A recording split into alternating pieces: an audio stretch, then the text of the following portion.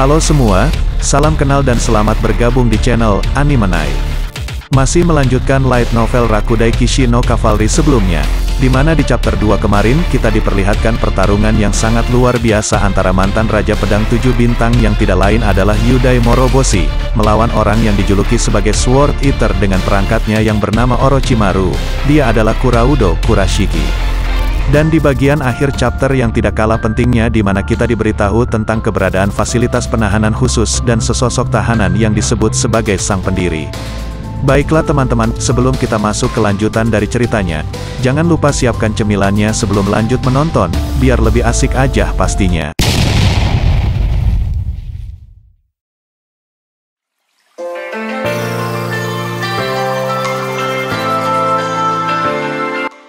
Rakudai Kishi no Cavalry volume 16 chapter 3 dengan judul, Api Besar. Cerita dimulai di mana Toka dan Kanata beserta Utakata tengah berada di ibu kota prefektur Fukuoka untuk mengunjungi rumah Wakaba. Lebih tepatnya itu adalah panti asuhan yang dikelola oleh Yayasan Kesejahteraan Sosial Keluarga Totokubara. Singkat cerita, setelah mereka mendarat di kota Fukuoka, Toka tertarik pada aroma ramen tonkotsu yang mana kota itu seperti tempat suci untuk itu dan mereka memutuskan untuk makan di restoran ramen. Diketahui, Toka menyukai ramen tonkotsu dan dia selalu memesannya setiap kali dia mengunjungi kampung halamannya. Terlihat, Toka menikmati memakannya seperti yang ditunjukkan dalam foto dan mengatakan bahwa dia senang bisa kembali ke Fukuoka. Setelah itu, Toka kemudian menjadi marah pada Utakata karena tidak memakan ramen ala Hakata dengan cara yang benar yang membuat Utakata ketakutan. Diketahui, Toka lahir dan besar di Hakata sementara Utakata datang ke Fukuoka setelah dilindungi oleh pusat konsultasi anak. Kanata menyebutkan bahwa Toka saat ini berbicara dalam dialek Hakata yang membuatnya malu. Di sini, Toka ternyata telah belajar bagaimana berbicara bahasa Jepang standar sehingga dia tidak akan diolok-olok ketika dia pergi ke Tokyo. Utakata lalu berpikir bahwa cara Toka berbicara dalam dialek kota kelahirannya itu lucu. Setelah itu, Toka kemudian berbicara dalam bahasa Jepang standar lagi ketika mereka berbicara tentang pertandingan antara Moroboshi dan Kuraudo. Utakata lalu berkata bahwa dia tidak dapat melihatnya karena kemampuannya sangat membantu dalam menemukan tahanan yang melarikan diri sehingga dia bekerja lembur. Utakata lalu bertanya apakah pertandingan itu adalah pertandingan yang ketat dan Toka menjawab itu adalah pertandingan sepihak dengan Moroboshi yang tidak dapat memberikan serangan yang menentukan dalam pandangannya. Toka lalu melanjutkan bahwa Kuraudo menjadi sangat kuat setelah belajar di bawah guru yang baik untuk mengalahkan Iki dalam pertandingan ulang. Tetapi Utakata terkejut bahwa seseorang seperti Kuraudo akan meminta seseorang untuk mengajarinya. Utakata kemudian bertanya apakah Toka akan menang jika melawan Kuraudo saat ini, dan Toka berkata bahwa dia yakin bahwa dia bisa. Toka lalu menjelaskan bahwa Kuraudo adalah lawan yang sangat buruk bagi Moroboshi dalam hal kompatibilitas, tetapi tidak untuk Toka. Dalam pertarungan jarak jauh, Toka memiliki keunggulan dibandingkan Kuraudo karena dia memiliki lebih banyak serangan sihir. Sedangkan dalam pertarungan jarak dekat, satu-satunya hal yang perlu diwaspadai adalah Yamata no Orochi, milik Kuraudo tapi itu tidak akan menjadi masalah karena Toka memiliki Raikiri, yang bisa melukai Kuraudo lebih cepat. Di sini, Toka lebih khawatir bertarung melawan Moroboshi yang juga karena masalah kompatibilitas. Toka berkata bahwa serangan jarak jauh miliknya tidak akan berhasil melawan Moroboshi karena keahlian tombak Moroboshi akan mencegah Toka untuk mendekat guna melepaskan Raikiri miliknya. Sedangkan, Blind Spot Trust milik Moroboshi akan membuat Toka semakin sulit. Dan Moroboshi mungkin masih memiliki sesuatu yang tersembunyi dilihat dari wajah ketakutan Kuraudo di akhir pertandingan antara mereka baru-baru ini. Setelah itu, Toka lalu berkata bahwa Moroboshi akan segera pergi ke China sehingga dia kecewa karena tidak akan memiliki kesempatan untuk mencoba mengalahkan Moroboshi tahun ini. Padahal Toka telah berlatih untuk itu tahun lalu. Dan juga, Toka tidak tertarik untuk berpartisipasi dalam God of War League karena dia lebih suka bertarung di depan semua orang yang mendukungnya dan itulah yang dia rasakan bahwa dia bisa menjadi yang terkuat.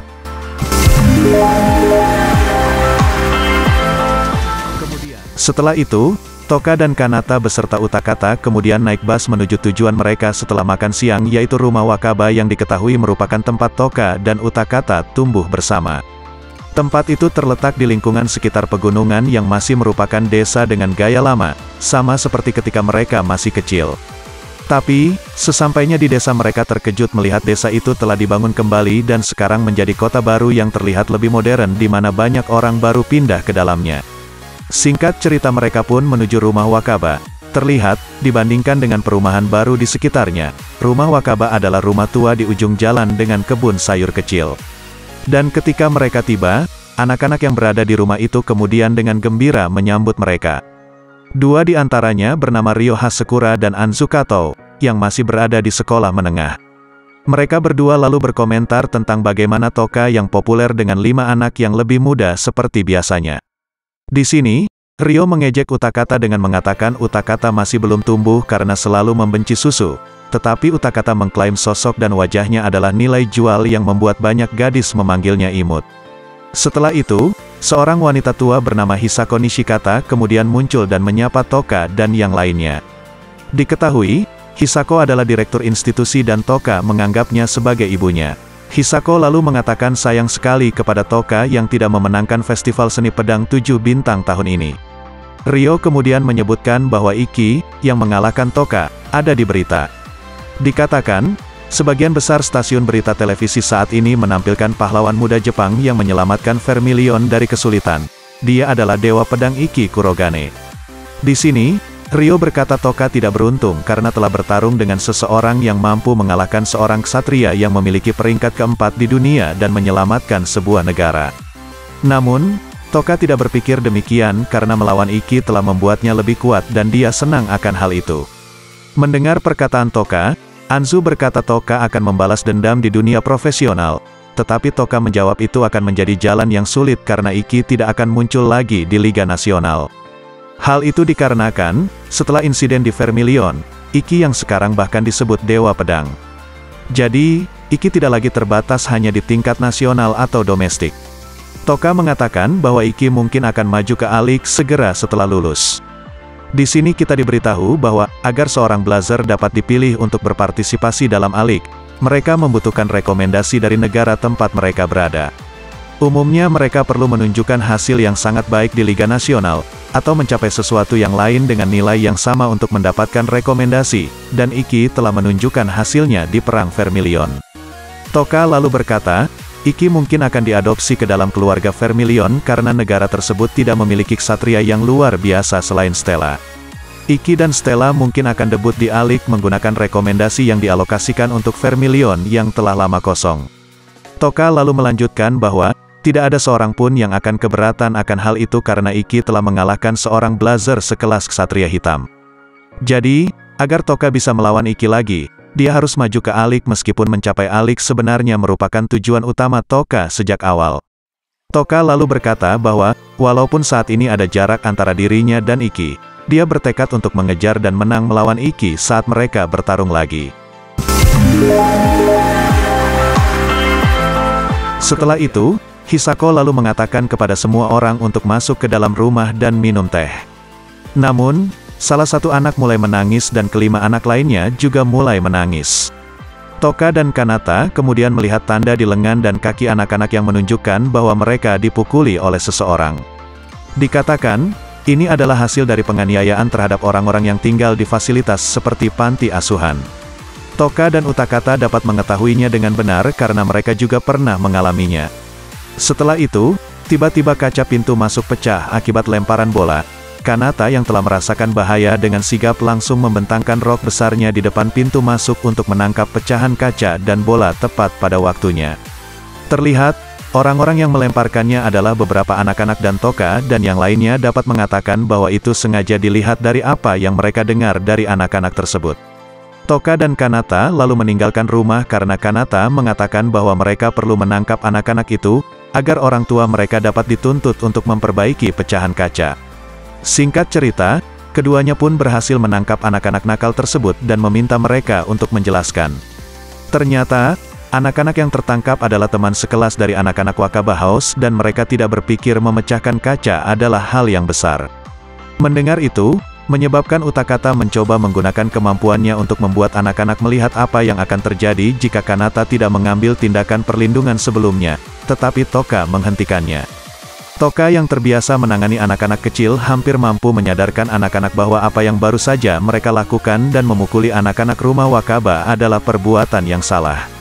Tapi pemimpin anak-anak itu mengatakan mereka tidak melakukan kesalahan karena orang-orang rumah Wakaba adalah penjahat yang membawa masalah bagi orang lain. Toka, Kanata dan Utakata terkejut dan bertanya kepada anak-anak apa maksud mereka. Tapi sebelum anak-anak bisa menjawab, orang tua mereka tiba-tiba muncul. Di sini, ibu anak-anak nakal itu menuduh Toka mencoba menyakiti anak-anak mereka dan tidak percaya bahwa anak-anak mereka itu merusak pintu kaca rumah Wakaba. Mereka juga mengatakan bahwa anak-anak di rumah Wakaba tidak dididik dengan benar yang menyebabkan Toka marah.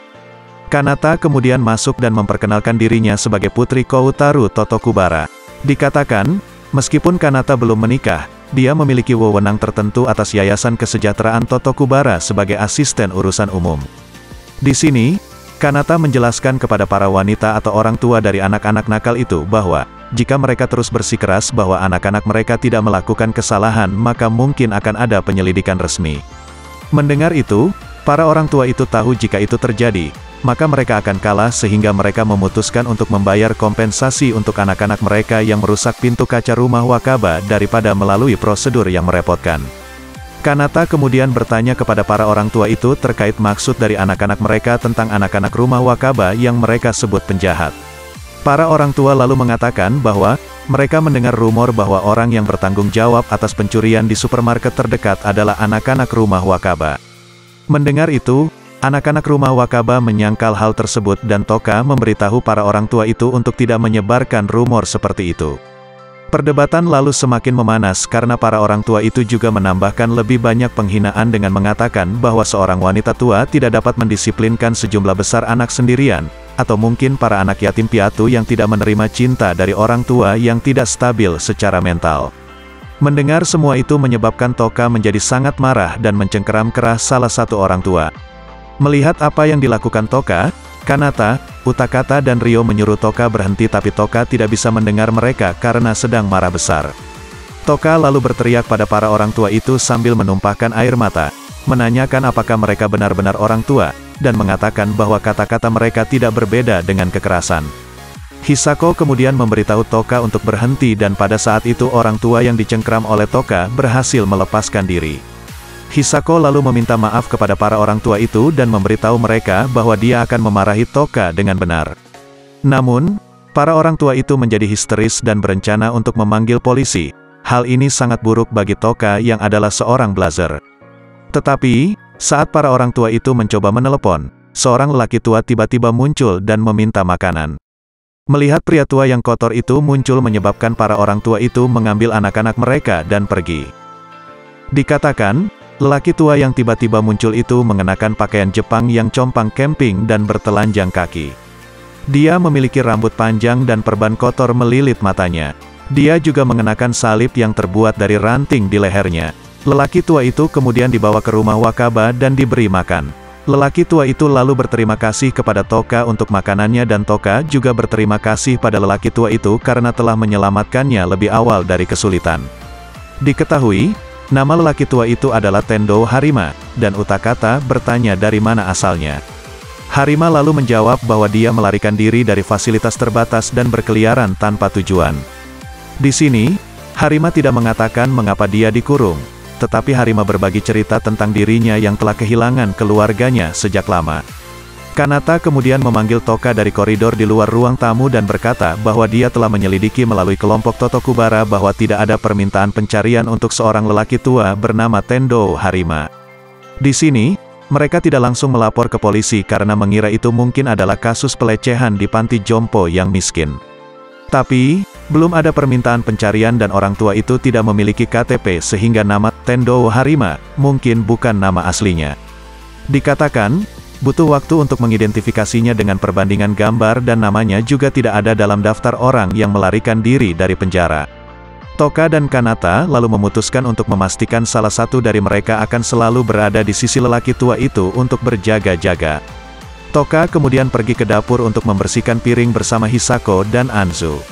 Saat bekerja, Toka meminta maaf kepada Hisako karena kehilangan ketenangan sebelumnya. Hisako lalu mengatakan bahwa Toka tidak perlu meminta maaf karena marah setelah mendengar kata-kata tidak berperasaan seperti itu. Tetapi membalas kekerasan dalam situasi seperti itu adalah suatu kesalahan, terutama karena Toka adalah seorang belajar. Dikatakan, tindakan bully yang terjadi pada anak-anak di rumah Wakaba sudah tidak pernah terjadi lagi, sampai setengah tahun yang lalu ketika kedatangan keluarga Itou yang langsung mempengaruhi orang-orang terdekat. Pihak sekolah dan dinas pendidikan juga tidak dapat berbuat banyak karena keluarga Itou cukup berpengaruh di lingkungan sekitar. Diketahui, tindakan bully juga terjadi di tempat-tempat lain seperti tempat pembuangan sampah yang tidak bisa dibuka rumah Wakaba karena gemboknya tiba-tiba berubah tanpa sepengetahuan mereka. Di sini, Hisako berpikir mungkin lebih baik rumah Wakaba pindah ke lokasi lain tetapi sulit untuk membangun fasilitas baru seperti ini. Dikatakan, Hisako tidak terlalu suka mengeluh karena itu bukan sesuatu yang akan dia tunjukkan kepada anak-anak yang dia asuh. Hisako juga tidak kuat secara fisik dan Toka juga pernah merasa putus asa ketika dia menerima telepon tentang Hisako yang pingsan karena serangan jantung sebelum dimulainya pertandingan tempat ketiga dari Festival Seni Pedang 7 Bintang di tahun sebelumnya. Meski begitu, Hisako terus merawat anak-anak panti asuhan tersebut setiap hari. Toka yang tidak tahan melihat orang seperti itu diperlakukan tidak masuk akal, merasa tidak senang dan lalu menyatakan bahwa dia akan melindungi semua orang. Toka kemudian pergi ke tempat pengumpulan sampah dan membuka gembok pintu masuk dengan menggunakan gaya elektromagnetik. Saat kembali, Toka lalu memikirkan apa yang bisa dia lakukan untuk rumah Wakaba. Memindahkan fasilitas sulit karena mencari lahan baru tidaklah mudah, biayanya juga tidak sedikit dan penduduk setempat mungkin tidak akan menyambut orang-orang dari rumah Wakaba. Di sini, Toka juga tidak setuju dengan relokasi karena rumah Wakaba sudah ada di lingkungan itu sebelum orang-orang baru pindah ke sini. Toka percaya masalah yang mereka hadapi dapat diselesaikan jika dia ada di sini. Hal itu dikarenakan Toka yang telah memperoleh cukup prestasi, sehingga dia dapat meminimalkan jumlah kehadirannya di sekolah untuk menjaga panti asuhan. Dan dengan menggunakan nama Raikiri, akan memberinya kekuatan untuk melindungi panti asuhan dari gangguan.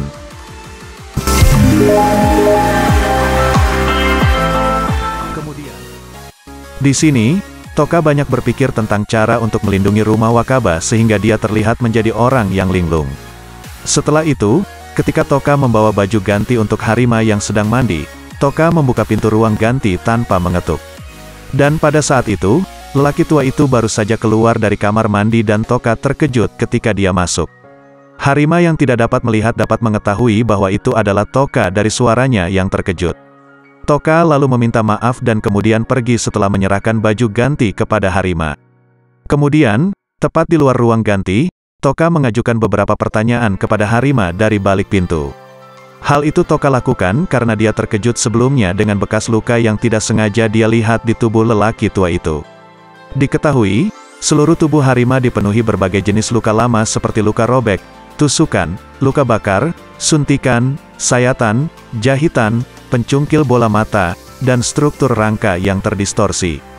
Luka-luka itu menunjukkan orang tua itu telah disiksa di masa lalu dan Toka bertanya bagaimana dia mendapatkannya. Harima lalu mengatakan, meskipun penampilannya menunjukkan bahwa dia berusia sekitar 70 tahun, dia sebenarnya lebih tua dan pernah bertugas di Perang Dunia Kedua. Harima lalu melanjutkan bahwa, dia adalah bagian dari batalion yang dikerahkan ke daratan benua tetapi kemudian ditangkap oleh tentara musuh. Mendengar itu, Toka tahu apa yang dialami orang tua itu karena Toka tahu pada saat itu orang Jepang adalah penjajah di benua tersebut. Jadi, tidak akan ada ampun jika mereka tertangkap. Di sini, kita diberitahu bahwa Harima tidak bisa melihat tetapi pendengarannya cukup baik sehingga dia bisa mengetahui masalah yang dihadapi rumah Wakaba. Harima lalu bertanya kepada Toka bagaimana Toka akan melindungi semua orang di rumah Wakaba. Toka menjawab bahwa, walaupun dia akan lulus tahun depan, tetapi dikatakan bahwa Toka sudah memiliki pencapaian yang cukup untuk memenuhi persyaratan yang diperlukan untuk mendapatkan lisensi penyihir kesatrianya. Jadi, Toka berencana untuk tinggal di rumah Wakaba tanpa kembali ke sekolah untuk sementara waktu. Di sini, Toka percaya bahwa dia adalah ksatria pelajar yang terkenal sehingga rumah Wakaba tidak akan diganggu sebanyak sebelumnya jika Toka menggunakan otoritasnya. Mendengar itu, Harima kemudian mengatakan bahwa Toka adalah orang yang mempesona tetapi lebih baik bagi Toka untuk tidak melakukan hal seperti itu. Harima berkata, orang-orang pada dasarnya baik tetapi konflik terjadi di antara orang-orang karena mereka tidak mengenal satu sama lain. dan inilah yang menjadi keyakinan Harima setelah perang. Selalu ada alasan untuk menyakiti orang lain dan jika Anda hanya melawan dengan kekuatan tanpa memahami alasannya, itu akan mengarah pada perang. Harima berpikir bahwa orang-orang di desa yang baru saja pindah, tidak tahu banyak tentang orang-orang di rumah Wakaba dan langsung melecehkan mereka. Mendengar penjelasan dari Harima, Toka berkata bahwa dia juga tidak tahu banyak tentang orang-orang baru itu sehingga dia tidak bisa memastikan bahwa mereka pantas untuk dilawan. Wajar untuk takut pada seseorang jika Anda tidak mengenalnya. Hal itu juga yang menjadi alasan mengapa Toka waspada terhadap Harima. Karena, akan lebih sulit bagi orang untuk saling membenci jika mereka saling mengenal. Harima kemudian bertanya kepada Toka, apakah tidak apa-apa baginya untuk membantu masalah yang Toka hadapi sebagai cara untuk membalas kebaikan yang telah dia terima.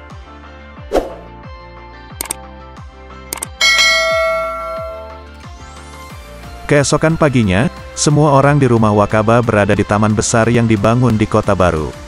Mereka datang ke sana untuk bergabung dengan lingkaran sukarelawan dari universitas terdekat untuk mengambil sampah di taman dan jalan-jalan terdekat.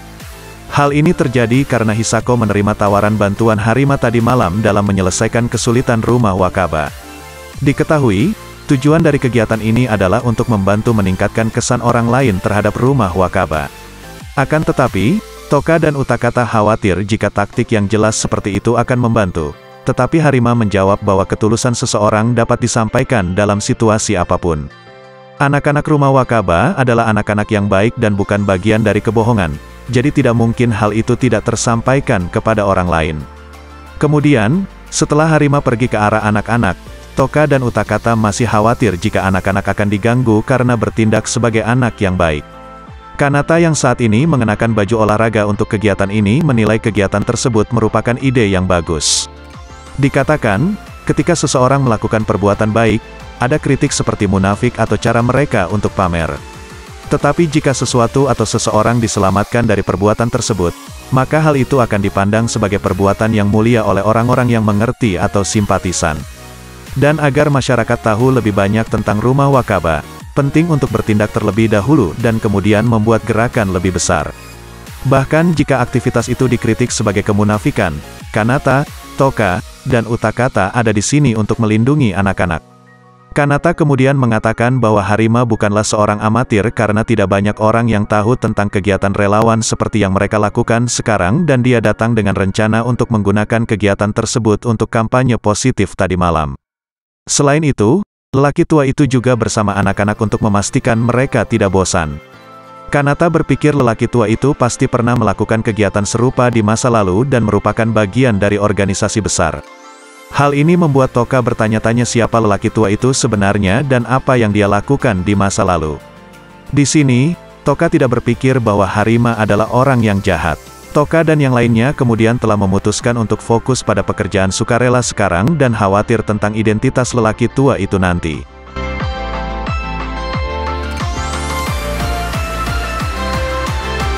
Dikatakan, selama beberapa hari ke depan, anak-anak rumah Wakaba terus melakukan berbagai pekerjaan sukarela di seluruh kota. Dan kegiatan tersebut disarankan oleh Harima dan anak-anak benar-benar menikmatinya. Orang tua itu juga menyarankan kepada anak-anak tentang cara yang benar ketika menyapa orang lain setiap hari. Kampanye-kampanye positif tersebut akhirnya membuahkan hasil yang baik di mana kini semakin sedikit orang yang memperlakukan anak-anak rumah Wakaba dengan dingin. Namun, suatu hari semua orang di rumah Wakaba menemukan tumpukan sampah berserakan di halaman mereka. Diketahui, ibu-ibu yang bernama Itou dan dua temannya kemudian muncul sambil membuat komentar kasar tentang rumah Wakaba yang menyukai sampah. Hal ini menyebabkan Toka dan semua orang menebak bahwa para ibu-ibu tersebut bertanggung jawab atas sampah yang berserakan, tetapi para ibu-ibu itu menyangkalnya. Melihat itu, Toka dan Utakata tidak tahan lagi sehingga mereka berencana menggunakan kemampuan Utakata untuk mencari tahu apakah para ibu-ibu itulah yang bertanggung jawab. Akan tetapi, hal ini akan menjadi penggunaan kemampuan blazer yang tidak sah oleh ksatria siswa, tetapi Toka dan Utakata berkata bahwa keduanya akan bertanggung jawab nanti. Harima yang mendengar itu menyuruh keduanya berhenti dan ibu-ibu itu segera lari dari sana.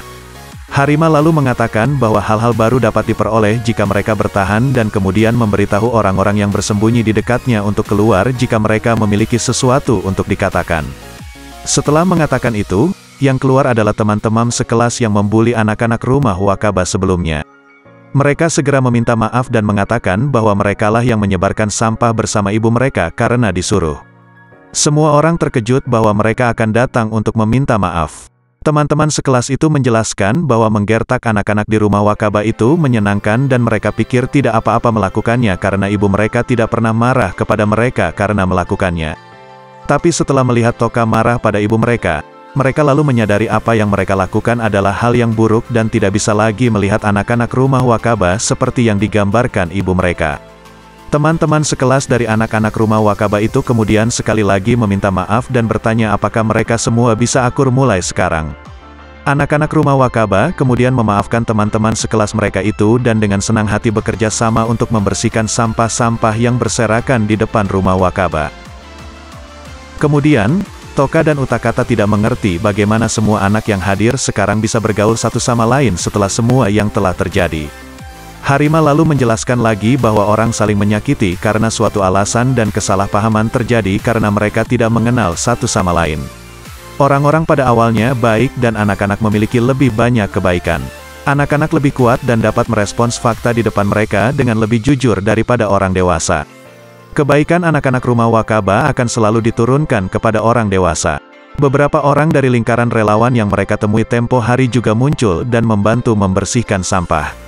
Kata-kata Harima dan pemandangan di depan mereka membuat Toka dan Utakata sadar bahwa mereka telah meremehkan suatu kebaikan. Harima lalu menambahkan bahwa Toka dan Utakata adalah blazer yang sekarang dianggap dewasa dan percaya bahwa mereka harus melindungi anak-anak dari rumah tempat mereka dibesarkan. Akibatnya, keduanya lebih mengandalkan kemampuan mereka sebagai blazer untuk mengusir kesulitan daripada mengandalkan niat baik seseorang. Mereka sekarang mengerti bahwa mereka masih anak-anak dan tidak memiliki kekuatan untuk percaya pada orang lain. Menyadari hal tersebut, Toka lalu berterima kasih kepada Harima atas semua bantuan yang dia berikan. Tetapi lelaki tua itu mengklaim bahwa dia hanya membantu orang lain memahami dengan cara yang lebih mudah, bahwa anak-anak di rumah Wakaba itu telah dibesarkan untuk menjadi anak yang baik. Harima juga mengatakan bahwa Toka mungkin bukan ibu yang baik tetapi Toka adalah kakak perempuan yang baik, sambil menepuk kepalanya. Kehangatan yang dirasakan Toka membuatnya mengingat orang tuanya dan meneteskan air mata dengan kepala tertunduk. Harima juga mengatakan dia sekarang bisa meninggalkan rumah Wakaba dengan tenang. Namun, Toka meminta lelaki tua itu untuk pergi bersamanya ke suatu tempat terlebih dahulu sebelum dia pergi.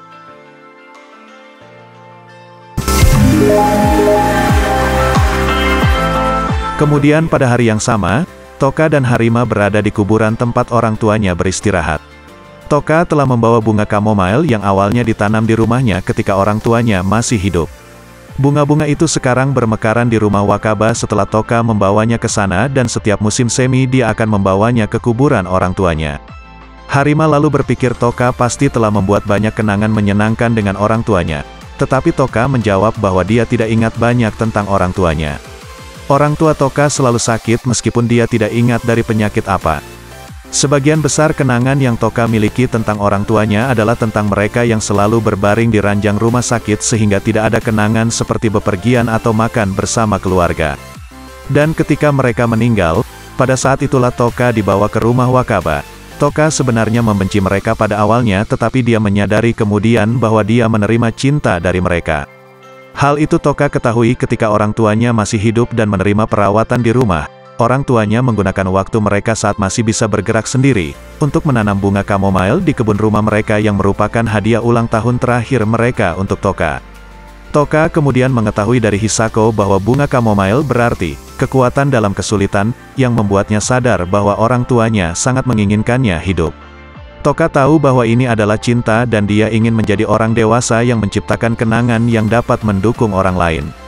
Meskipun Toka masih belum dewasa, namun Harima telah menunjukkan jalannya dan Toka ingin memperkenalkannya kepada orang tuanya yang sedang beristirahat sebelum dia pergi. Toka kemudian memberi Harima uang hadiah yang dia terima dari pekerjaan konvensi khusus, sebagai rasa terima kasih dan berpikir itu akan membantu Harima dalam perjalanannya nanti meskipun itu tidak banyak. Namun, Harima tiba-tiba mulai menangis dan mengatakan bahwa Toka benar-benar mempesona. Toka mencoba mengucapkan terima kasih kepada lelaki tua itu atas nasihatnya tetapi kata-katanya ditelan oleh kata-kata yang keluar dari mulut Harima.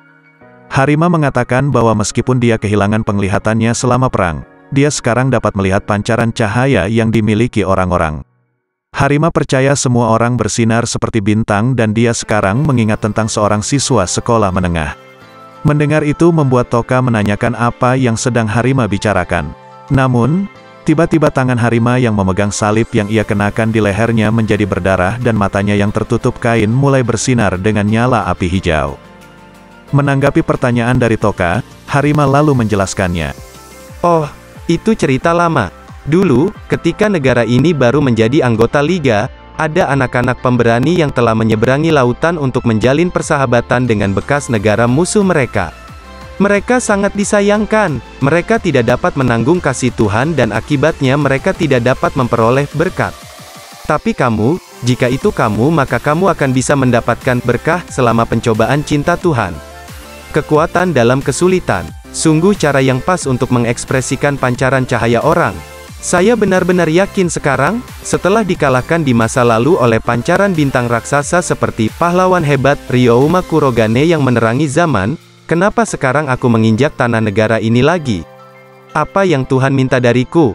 Percobaan, kilauan berkelap-kelip di tanah ini yang pada awalnya masih belum matang tetapi memiliki kekuatan tertentu seperti Anda, untuk membawa mereka ke tingkat yang lebih tinggi dan berkah Tuhan yang bahkan melampaui kebangkitan, seperti yang diharapkan saya dikirim untuk menyampaikan cinta Tuhan. Di depan pancaran cahaya yang semakin mengecil selama stagnasi perdamaian yang mendekati abad ini, saya selalu ragu apakah tragedi seperti siswa sekolah menengah di masa lalu itu harus terulang. Tapi itu adalah kecemasan yang tidak perlu. Orang-orang, masa depan, bukankah mereka semua bersinar begitu terang di depanku? Maka saya akan mengabdikan diri untuk itu. Seluruh jiwaku, bahkan jika orang lemah seperti anak-anak dari rumah itu semua akan binasa selama percobaan itu tidak akan menakutkan. Pencobaan adalah kasih Tuhan, kemurahan Tuhanlah yang akan membawa orang ke tingkat yang lebih tinggi. Sama seperti bagaimana Anda tumbuh lebih jauh sebagai pribadi setelah kehilangan orang tua Anda, ketika Anda berdiri kembali setelah kehilangan semua keluarga, kawan dan teman Anda saat ini, Anda pasti akan menerima berkah dari Tuhan. Itu benar, pancaran jiwa seseorang akan muncul dalam kegelapan keputusasaan dan kesulitan. Mendengar perkataan Harima barusan, membuat Toka merasa bahwa lelaki tua ini tidak normal dan sangat berbahaya. Toka lalu memanifestasikan perangkatnya dan menyerang lelaki tua itu dengan rai kiri. Namun, lelaki tua itu menghentikan serangan Toka dengan menerimanya menggunakan perangkatnya sendiri yang sedang ia wujudkan. Dan setelah kain yang melilit matanya terbakar, rongga matanya yang dipenuhi dengan lampu hijau sekarang terbuka seperti yang ditunjukkan pada gambar. Penampilan lelaki tua itu tidak lagi terlihat seperti manusia sehingga Toka bertanya siapa dia. Orang tua itu lalu memperkenalkan dirinya sebagai pendiri Tendousu, Great Flame Tendou Harima. Sementara itu, perangkatnya yang bernama Ame no Murakumo telah sepenuhnya terwujud. Baiklah teman-teman, sepertinya sampai di sini dulu pembahasan kita kali ini. Kalau ada kesalahan dalam pembahasannya bisa komen aja di kolom komentar di bawah. Terima kasih udah nonton videonya sampai selesai. Jangan lupa subscribe dan like videonya kalau suka dan dislike aja kalau enggak suka enggak apa-apa. Nantikan kelanjutannya di video-video selanjutnya. Terima kasih.